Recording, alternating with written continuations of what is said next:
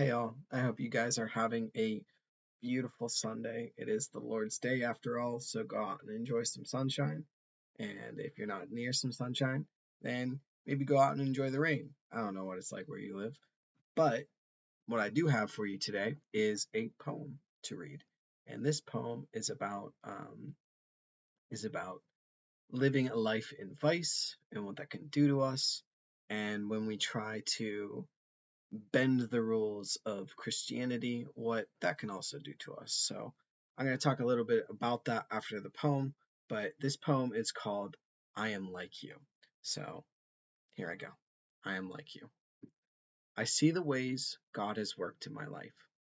I look back and see all of the advice that I can give to a generation living in vice,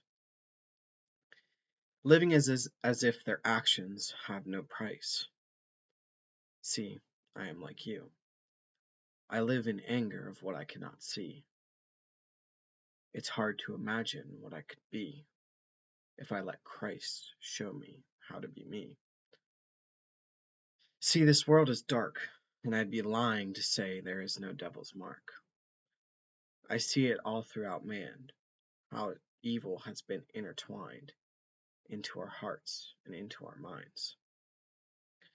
The lust, the envy, the vengeance against many, to our souls these things should not bind, as brokenness is all that we will find. So let us leave this darkness behind to meet the ultimate friend, for in him forgiveness is found. When we realize his rules are not to be bent, we find that love is in the message that he sent. Okay, that's the poem.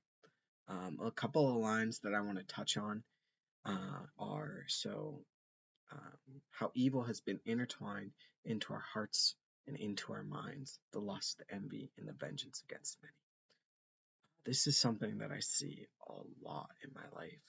I'm 29 now, and I just, throughout my entire life, I've noticed it again and again and again, and it almost seems like, in my mind, the enemy tries to make this not a big deal, like the steadiness of it in our society, the envy, Instagram, Facebook, Twitter, whatever social media site you want to go on to. I know that we all scroll through it and we see other people's lives and we're so envious. It's like, oh, it'd be so nice if I could have that. It's so be so nice if I could have this and that. And just we place envy in our hearts over the things that other people have, and really we need to be okay with what we have and the blessings that are in our life. And I know that's very cliche, and but I think that really sticking that to you and making it a life pattern of not really looking at other people's lives is something to be uh, compared to ours over is a good thing. So I think sticking that to you is a good thing. Take it or leave it, right? And the lust, obviously, the lust is I, probably our biggest problem, um, if not just one of our biggest problems. We grew up, my generation grew up when cell phones were first coming out. And I know even in generations before that, things like Playboys were out, things like we've always had access to lust. And it has, in a lot of ways, destroyed our relationships together to where we can't have healthy relationships with the opposite sex that aren't like dating, that aren't marriage.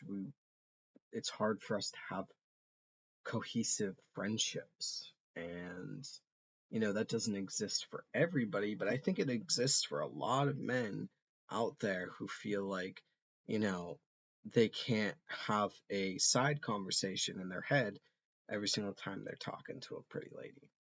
So I know that that's a big issue within us. And the vengeance against many.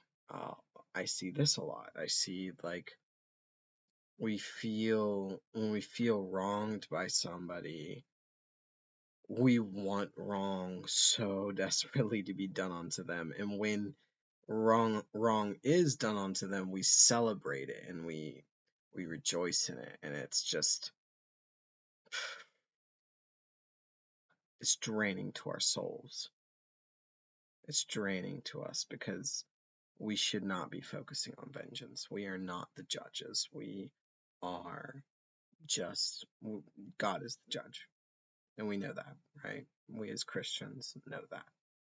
And so I go on to say, to our souls, these things should not bind, as brokenness is all that we will find. When we focus on lust and envy and vengeance, we find ourselves lacking energy, feeling broken, feeling heartbroken from our expectations, and feeling as if they're not being met.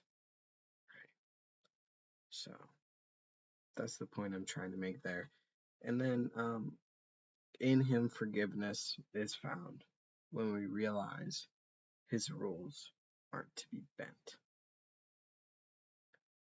And I feel like a lot of times, and in my own life and in Christianity and in